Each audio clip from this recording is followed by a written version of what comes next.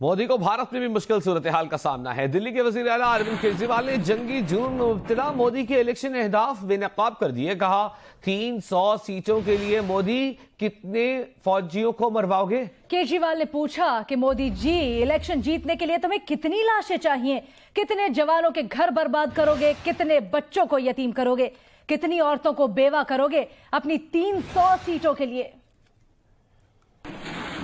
بھارتی ریاست راجستھان میں کانگریس کے جلسے کے دوران شرکا نے پاکستان زندہ باد کے نعرے بلند کر دیے۔ جلسے کے مقرر نوجوت سنگھ سدھو مسکراتے رہے۔ ویڈیو سوشل میڈیا پر وائرل ہو گئی۔ راجستھان میں بھارتی اپوزیشن جماعت کانگریس کے جلسے کے دوران جیسے ہی بھارتی سیاستدان نوجوت سنگھ سدھو خطاب کے لیے ڈائس پر پہنچے تو جلسے کے شرکا نے پاکستان زندہ باد کے نعرے لگا دیے، جس پر نوجوت سنگھ سدھو مسکراتے رہے۔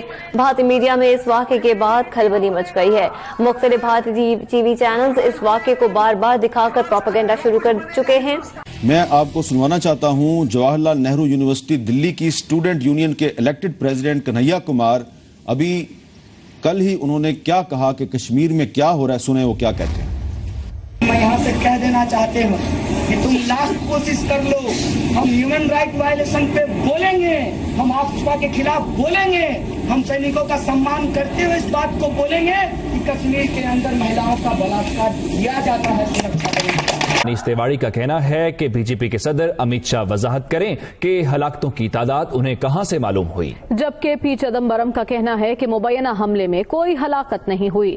رکن اسمبلی اجے سنگھ نے کہا مودی سرکار نے جنگل میں بم برسائے، حملے میں ہلاکتوں کا دعویٰ مودی سرکار کے گلے پڑ گیا۔ کانگریسی رہنما منیش تیواڑی کا کہنا ہے کہ امت شاہ وضاحت کرے کہ ہلاکتوں کی تعداد کہاں سے لی۔ انہوں نے کہا کہ مودی نے بھارت کو OIC سے دہشت گرد ریاست قرار دلوا دیا۔ آپ نے ابو دھابی جا کر بھارت کے سرووچ راشٹر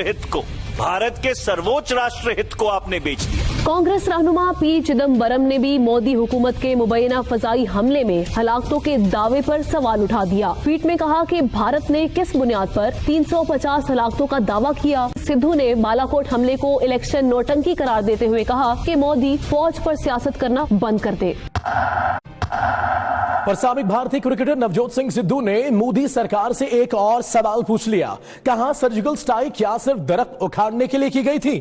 300 دہشت گرد مارے ہیں تو وہ کہاں ہے؟ اگر کوئی دہشت گرد مارا ہی نہیں گیا تو اس سرجیکل سٹرائیک کا مقصد ہی بتا دیں۔ اپنے ٹویٹ میں نوجوت سنگھ سدھو نے کہا کہ مودی صاحب آپ نے اپنی زمین کو جنگ میں دھکیل دیا، فوج کو سیاست میں دھکیلنا بند کیا جائے۔ آپ کی اپوزیشن راہل گاندھی، ممتا بنرجی، آپ کے زندہ ضمیر والے بڑے بڑے صحافی نوجوت سنگھ سدھو، آپ ہی کے ملک کی 21 جماعتیں، ارجن کیجریوال، عام آدمی پارٹی، سابق وزیر دفاع، سب پوچھ رہے ہیں کتنے آدمی تھے۔ کانگریس کے اہم رہنما ڈگ وجے سنگھ نے مودی حکومت سے بالاکوٹ حملے کی تصویری شواہد دینے کا مطالبہ کر دیا۔ یہ بھی کہا کہ وہ عمران خان کو مبارکباد دیتے ہیں جنہوں نے اچھا ہمسایہ ہونے کا نیا راستہ دکھایا۔ کانگریس کی جانب سے تو بہت سنجیدہ قسم کے سوالات اٹھائے جا رہے ہیں۔ بھارت کا دانشور طبقہ ہو، بھارت کی صحافی برادری ہو، سول سوسائٹی ہو، وہ اب یہ کہنے پہ مجبور ہو گئے ہیں کہ یہ پولیٹیکل سٹنٹ ہے۔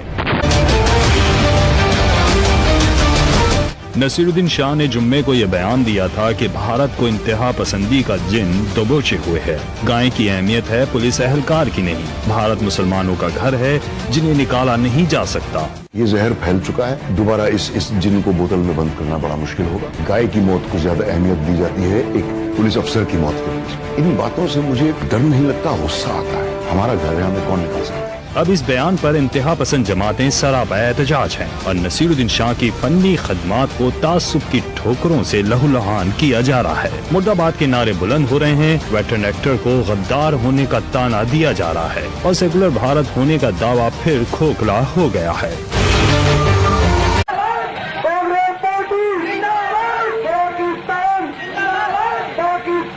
اتر پردیش کے شہر مراد آباد میں نکالی گئی ریلی جس میں کانگریس پارٹی کے کارکنوں نے بڑی تعداد میں شرکت کی۔ ریلی کے شرکاء پہلے اپنی پارٹی کی حمایت اور مودی کی مخالفت میں نعرے لگا رہے تھے کہ اچانک فضا پاکستان زندہ باد کے نعروں سے گونجنے لگی اور کچھ لوگوں کو بڑی تکلیف ہوئی۔ جموں کشمیر میں شہید ہوئے جوانوں کے لیے ریلی نکالی۔ ریلی شہیدوں کی شہادت کے لیے تھی یا پاکستان کے جयکارے کے لیے؟ کانگریس پارٹی کی ریلی میں ان نعروں کے بعد بھارتی میڈیا بڑبڑا رہا ہے۔ नवजोत सिंह सिद्धू ने ट्वीट किया है कि याद रखें जो रहनुमा जंग का ढंढोरा पीट कर सादालू आवाम में जज्बा हुब्बुल वतनी को बदले की आग बनाकर भड़काते हैं, वो ना भूलें कि जज्बा दो धारी तलवार है और नतीजा खून खराबे के अलावा कुछ नहीं निकलता। ये सिर्फ और सिर्फ पस जहनियत है और जब जंग के ढंढोरे की गूंज इंतहा को पहुंच जाती है तो खून खौलने लगता है और जहन बंद हो जाता है। किसी लीडर को यह हक नहीं कि वो आवाम के जज्बा हुब्बुल वतनी को अपने सियासी मकासद के लिए इस्तेमाल करे। उधर भारत की आम आदमी पार्टी के रहनुमा अरविंद केजरीवाल ने मोदी को आड़े हाथों ले लिया। कहा वो मोदी से पूछना चाहते हैं कि 300 सीट लेने के लिए कितने फौजी मरवाओगे। मोदी भारत को मजहब और जात की बुनियाद पर तकसीम कर रहे हैं। मैं इनसे पूछना चाहता हूं 300 सीट लेने के लिए कितने लोगों को शहीद करोगे, हमारे कितने जवानों को शहीद करोगे, कितनी लाश और चाहिए तुम लोगों को, हमारे कितने जवानों के घर बर्बाद करोगे, कितने परिवार बर्बाद करोगे, कितने माँ के बच्चे छीनोगे, कितनी औरतों को बेवा करोगे तुमको 300 सीट लाने के लिए। ममता बनर्जी ने भारतीय फजाइया पर सवालात उठा दिए। कहती हैं भारतीय फजाइया की कार्रवाई के बारे में किसी को कुछ नहीं पता, हमें सवाल पूछने का हक है कि कितने लोग मारे गए। आलमी मीडिया बता रहा है कि जहां बम गिरा वहां कुछ था ही नहीं। ममता बनर्जी ने भारतीय वजीर आजम नरेंद्र मोदी को भी निशाने पर रख लिया। कहा मोदी की इलेक्शन में कामयाबी के लिए जंग की चाल किसी सूरत कबूल नहीं है। मकबूजा कश्मीर की साबिक वजीर आला महबूबा मुफ्ती कहती हैं बालाकोट हमले के हकायक सामने न लाने के पीछे बीजेपी की बदनीयती है। बीजेपी इस कार्रवाई को इंतखाबी फायदे के लिए इस्तेमाल करना चाहती है।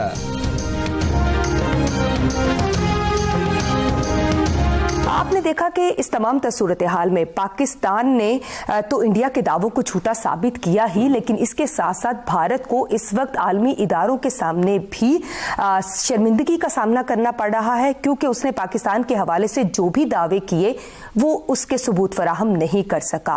और सबसे बढ़कर यह कि भारतीय वज़ीर आज़म नरेंद्र मोदी को इस वक्त अपने ही मुल्क में शदीद तरीन मुखालफत का सामना करना पड़ रहा है। उन पर सवालात की एक बौछार है जिनका जवाब देने से वो कासिर दिखाई जो है वो क्या कहती हैं, सिर्फ कश्मीर के बारे में नहीं बल्कि मणिपुर के बारे में भी और नागालैंड के बारे में भी और इंडियन आर्मी के बारे में भी जरा सुने। कश्मीर आप जानते ही हैं, मुस्लिम मेजॉरिटी और हिंदू रूलर, तो वही प्रिंसिपल अपनाया जाना चाहिए था जो जुनागढ़ के साथ हुआ था, नहीं हुआ। और एक्सेशन इस शर्त पे हुआ कि जब इन्वेशन खत्म हो जाएगा, जब सिचुएशन शांत हो जाएगी, तब प्लेबिसाइट होगा। तब से आज तक प्लेबिसाइट नहीं हुआ है।